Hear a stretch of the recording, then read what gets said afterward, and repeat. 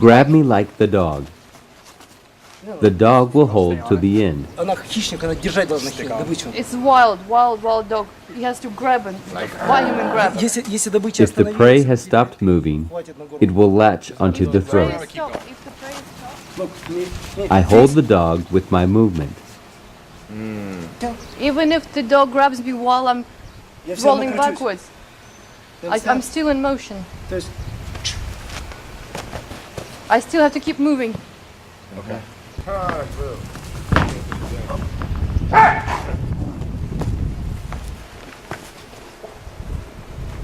See this?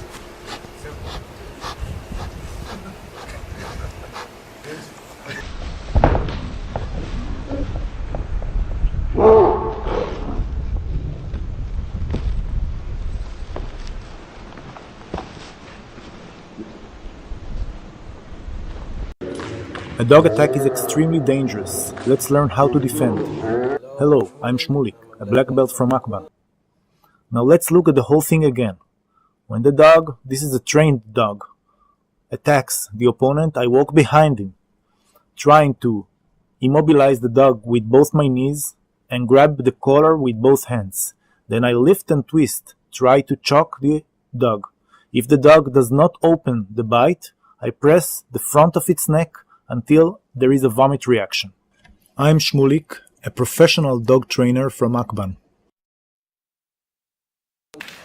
When a dog attacks a victim or a child, walk behind the dog. Grab the collar firmly with both hands. Straddle the dog and squeeze your knees to immobilize the dog. And then, twist the collar and lift, paying attention so you won't get bitten by the dog yourself. Wait till the dog chokes a bit and then opens its mouth. Only then pull away. This is the way to do it. Squeeze firmly. Sometimes when the dog does not have a collar, or if it's a pit bull, has an extremely dangerous collar, improvise one from a belt or from a thick rope so as not as to hurt the dog. Loop it around the dog's neck and then use the previous technique by lifting and twisting the collar to temporarily choke the dog. Wait until the dog completely releases the victim, only then pull it away, because if the dog is still biting, it might hurt the opponent even more if you pull it prematurely. If an attack dog does not open because of the choke, press the front of the neck firmly so as to cause a vomit reaction. This way the dog will release the victim immediately. Now let's look at the whole thing again. When the dog, this is a trained dog, attacks the opponent, I walk behind him, trying to immobilize the dog with both my knees and grab the collar with both hands. Then I lift and twist, try to choke the dog. If the dog does not open the bite, I press the front of its neck until there is a vomit reaction. I'm Shmulik, a professional dog trainer from Akban.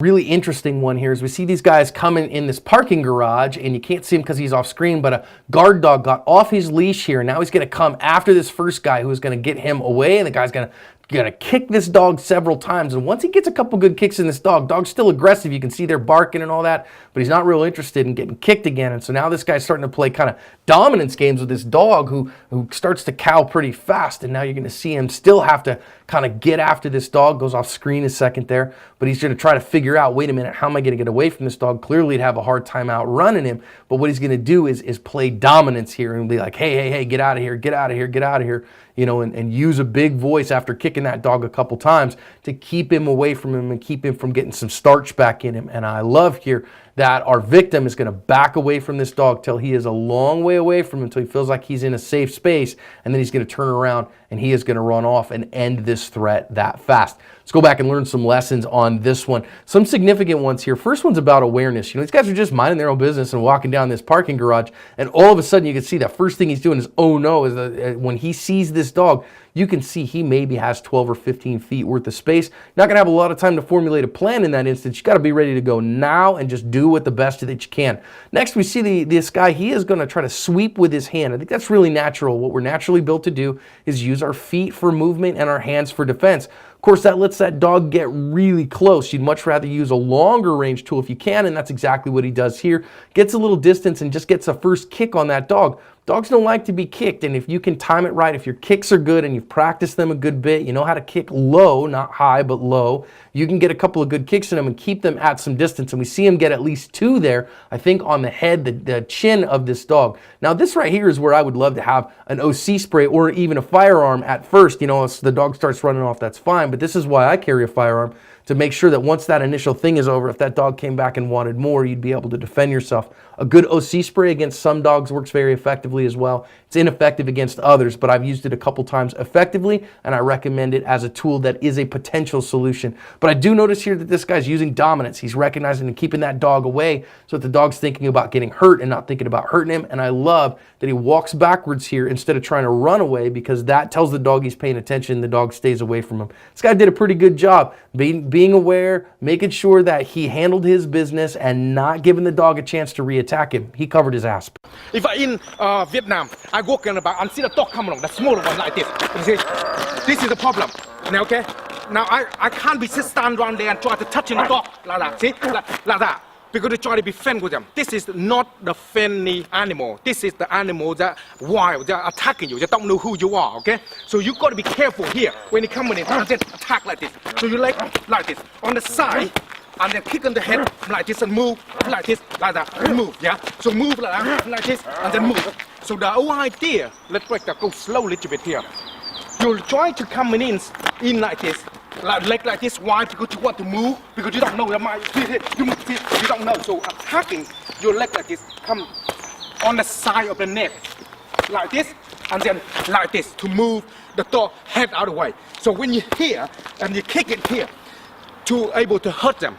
Another thing as well you want to do is try to using the leg pointed, like see I wear this kind of shoe all the time, because that way it gives you a better movement when you start to kicking to the side of the head like this, so they're gonna move them out of the way like this. So on the side, then on the side, then on the side, okay?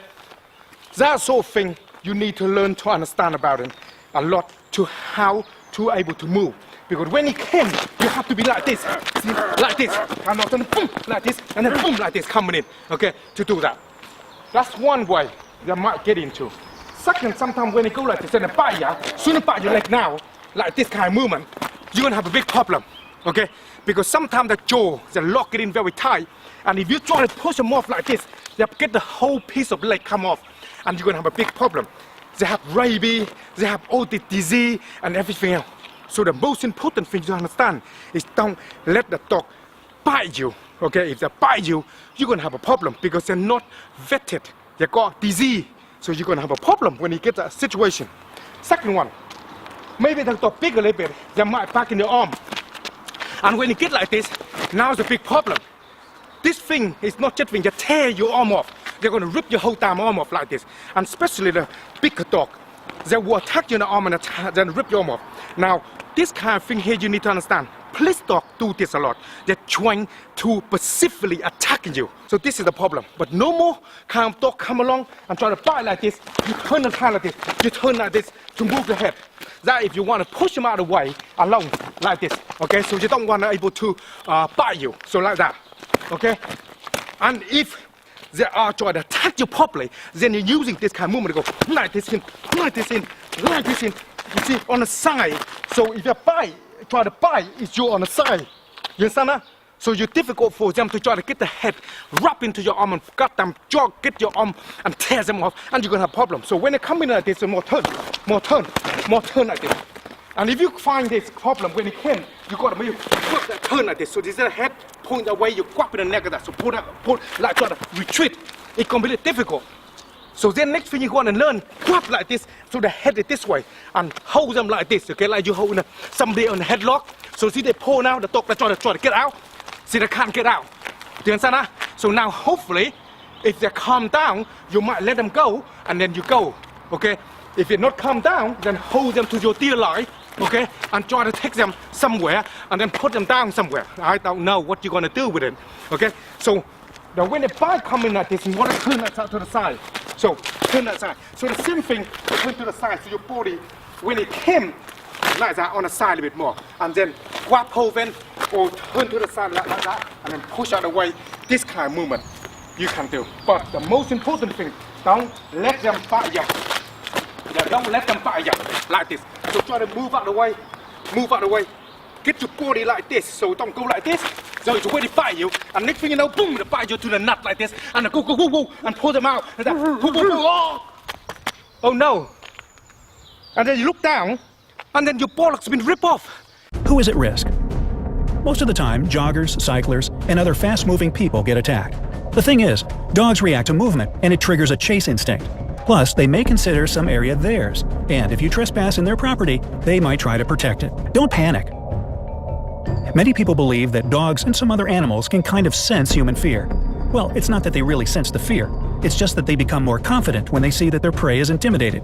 So, no matter how hard it is, try to stay calm. If the dog sees that it can't scare you, it might think you're a dangerous person to mess with. Don't dispel its illusions. Don't try to run. First things first, dogs are faster, well, at least most of them. Accept this fact and relax. There's no chance you can run away. It's not even worth trying. Secondly, running will provoke the dog's instinct to chase, so you might create a problem yourself, even if the dog didn't mean any harm in the first place. Stand still. If you were running, slow down to a walk and then stop completely. Most likely, the dog saw you as a threat when you were moving fast. The threat must be eliminated either by you or by the dog. We prefer the former. So, if you stop moving, chances are the dog will lose interest in you and walk away. Also, it's better to stand sideways to the dog. This way you will appear slimmer to it, which means you are less of a threat. Don't make eye contact. Direct eye contact may make the dog more aggressive. It may be a reason for an attack. Your best course of action is to keep the dog in sight, but avoid direct eye contact. This will signal to the dog that you are not dangerous and it can let you go unharmed. Make fists. No, not for fighting. Fists are necessary to protect your fingers from getting bitten off. Even if the dog bites your fist, it is much easier to break free from that. Distract the dog with another object. If you have something in your hand, throw it in another direction. It can be a bottle of water, your bag, or anything else. If you have nothing you are ready to throw away, pretend that you are picking something up from the ground and throw it far away. After all, dogs are very playful animals. Maybe this one wasn't attacking you, but trying to attract your attention. All kidding aside, distracting the dog might give you the necessary time to escape. Command the dog to back away. If the dog doesn't want things to go nicely, you have no choice but to be rough too. Tell it in a firm voice, no, or back away. Make sure you sound confident and strong. If you sound like a 5-year-old child, which is forgivable in this situation, the dog will sense it, and you will be in even bigger danger. But what if you couldn't avoid the attack? What should you do to get as little damage as possible? Fight back. If the dog starts biting you even after you have demonstrated all your negotiation skills, you'll have to do all it takes to protect yourself. Try to hit the dog in the nose, in the throat, or the back of the head. A good smack might give you the time to escape. Yell for help. Dogs can kill, you must realize that. So it's perfectly okay to ask for help. Maybe somebody will hear you and help you get rid of the dog. Protect your face and neck. Whatever it takes, don't let the dog get to your vital parts, your neck or your face. If you do, you won't be able to protect yourself anymore. Try to put something between you and the dog, like that mailman over there. Anyways, use your weight to press the dog against the ground. Its only weapon is its mouth full of teeth. Try to avoid that end. If you manage to keep safe from that, you will win the fight. Your goal is to immobilize the head. You can do that by pressing the dog's neck.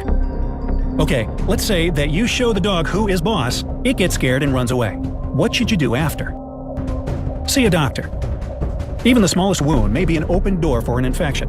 Use water to wash the wound and a bandage to stop the bleeding. See a doctor even if you don't think you should. The dog might be rabid, so a series of shots might be necessary. Report the dog. Call the authorities and inform them about the accident. Describe everything you can remember. This information might save someone else's life.